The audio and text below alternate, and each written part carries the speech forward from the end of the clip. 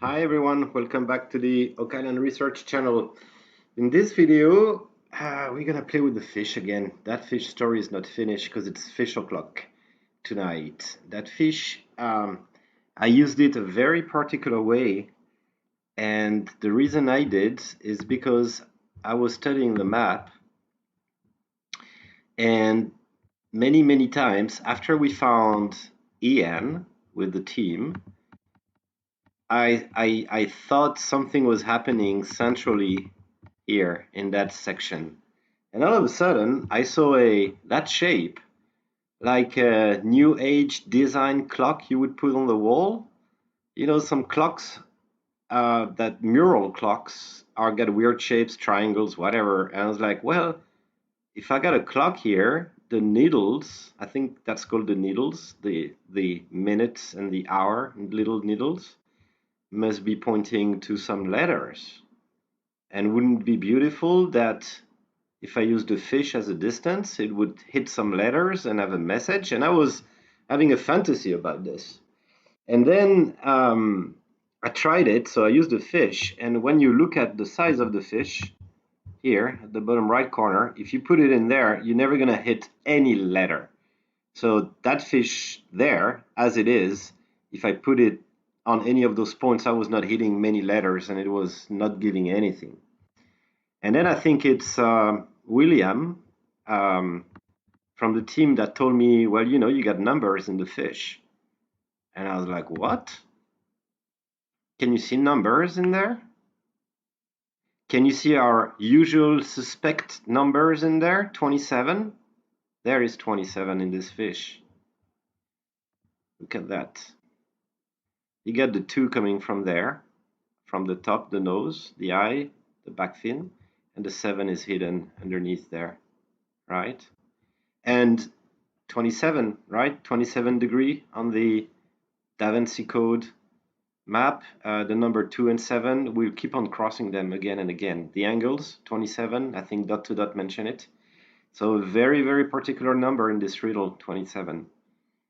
So what I did is that I knew that this straight line, the arrow, or what I call the bolt, or the dorsal fin, the dorsal backbone there, that's a straight line. So I'm thinking, okay, I'm going to multiply this line by 2 in distance and use it as the hour needle.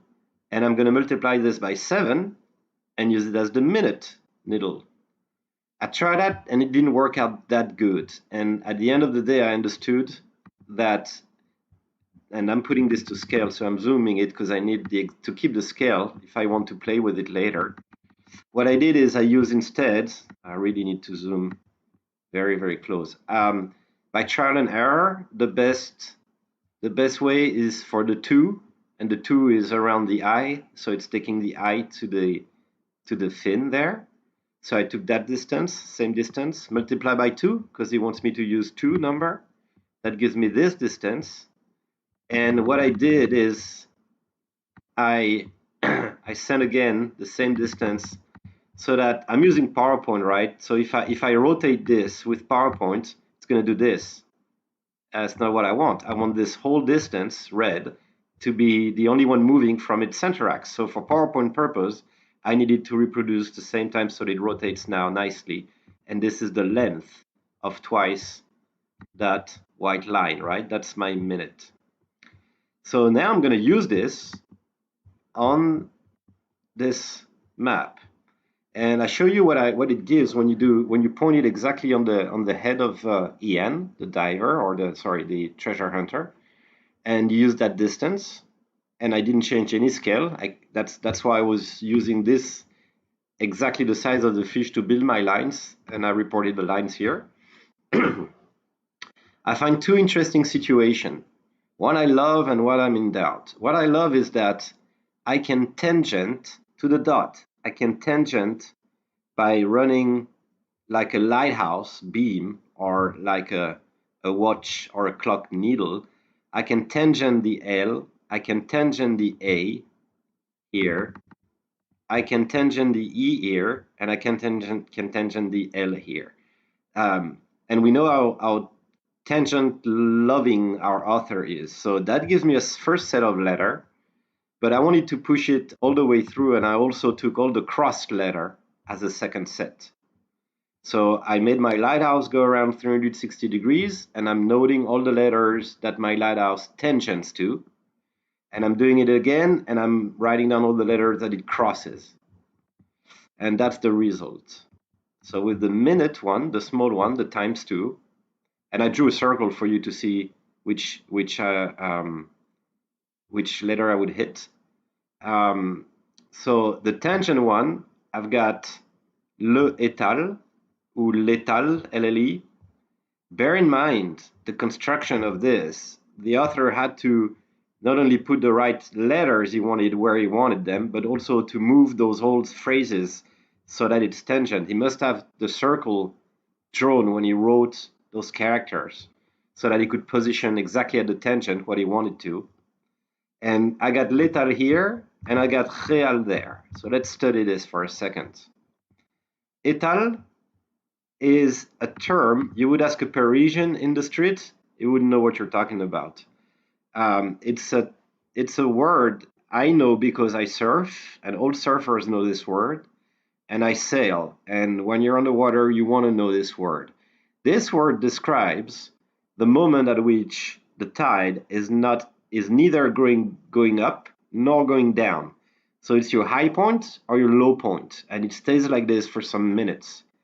The wave stops coming, and the ocean, the water stops coming to the beach, waits a second or a minute, and starts flowing back. So that's what étal is. And when I saw that word, it flashes, because in the context of what we're going to talk about soon, that's exactly what we needed. So here's the description, and I found it very interesting. And again, that's guardian angel are looking at what we're doing. I can tell you, some guardian angel is there. I was reading at this description from, I'm not sure, it's Wikipedia or something. So the time of slack water, not occur at low water, certain area, 3 hours, blah, blah, blah, blah. Here, Thornton Lecky, writing in 1884, illustrates the phenomenon with an inland basin of infinite size connected to the sea by a narrow mouth. Since the level of the basin is always at mean sea level, the flood in the mouth starts at half tide, and its velocity is at greatest at the time of the high water, with a strong ebb occurring conversely at low water. Basin, le bassin, right? What's coincidental and what's not in this story now? I don't know anymore. But that the person who describes the slack of water explains that there's a phenomenon that you can illustrate with a basin of infinite size connected to the sea. Well, that's almost what we're talking about here. We got a bassin, and it's connected to the sea, and I bet you now it's a narrow mouth that connects to accelerate and to pump and have a Venturi effect, or a Bernoulli effect from fluid dynamics in there, that we could suck the water in and out. But I thought that was great that out of the blue I was finding the illustration to explain what was slack water was using a basin, just like we have probably here somewhere underneath. Anyways, that was nice. So that's étal, and we'll see how we use it later. Let's keep this word in our treasure chest because it's a very valuable word. Réal, I'm more, the étal, the slack water, that was tangent, perfect tangent. So I really love it. There was only a couple of letters coming up, and that was perfect. The réal, and it's got an E in the version we find. I found there was a galley, Spanish one, built in 1571. Or was in the Battle of Lepanto in 1571. So the date corresponds, but I can't find anything. Real in Spanish means royal, right? Real Madrid, the soccer team, is the team of the royal team of Madrid.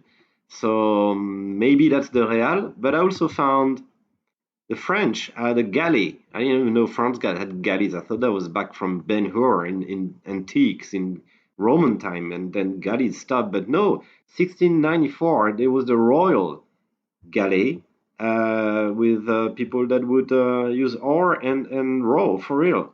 It was the flagship of the French galley fleet under Louis XIV. And they're similar in size. They're both 60 meters long, 200 feet.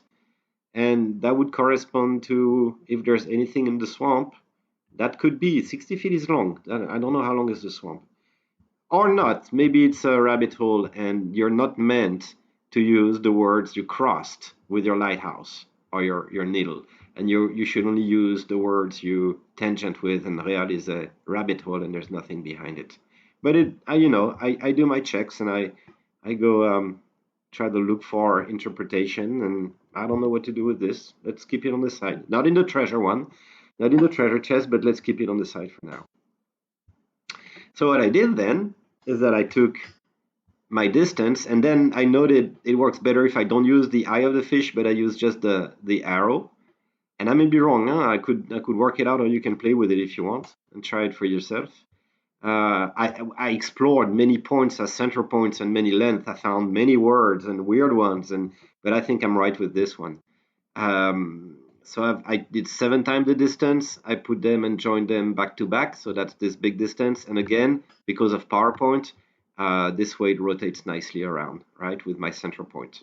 Otherwise, it would go all direction. So let's use it. When I use this on this map, right, same center point. I tried others. It doesn't give much. You're too offset. You're not hitting lines anymore. And you see I can do it live for you there. You look at the tip of the red line. It doesn't hit anything at all. So you're pretty sure you're not interfering. Not even there. Not even there. And the only letters you can hit are here: A, N, and here I, C, E. I got doubts about these ones, but they're not tangent, they're far away. The Z, I don't know, but it works so well, what I found without the Z. The Z is tangent, you see, and the I, C are crossing, oops, sorry, and the N is crossing, and the A is crossing. So maybe the minute watch, you should only take care, the small needle, you should only take care of the tangent, and the long one, you should only take care of the crossing, maybe. Because I don't know what to do with that Z. But I know very well what to do with the others, right? This is, I made that so you can see where I was hitting with that lighthouse. And when I read the letters, I got A-N-I-C-I. And very interesting that the first one I found was this one. E-C-1. With the accent from Lille City. IC1, I is 1, and we'll use that for EN, our little treasure hunter. I is 1. Okay, I put that on the side in my treasure chest. And the other one, which works very nice also, is I, ICIN. ICIN. I is EN, and that's why I gave the name of EN to our little treasure hunter when I found this one.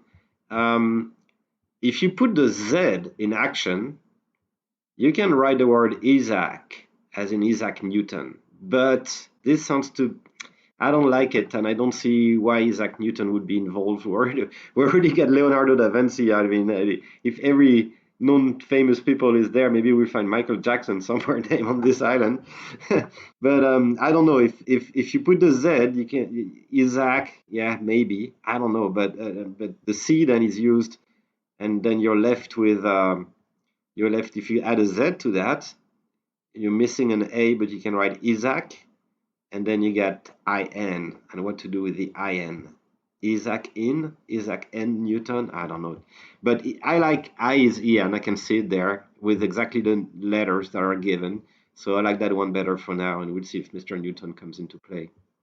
So as a summary, we're going to put in our treasure bag of words, slack water, étal in French.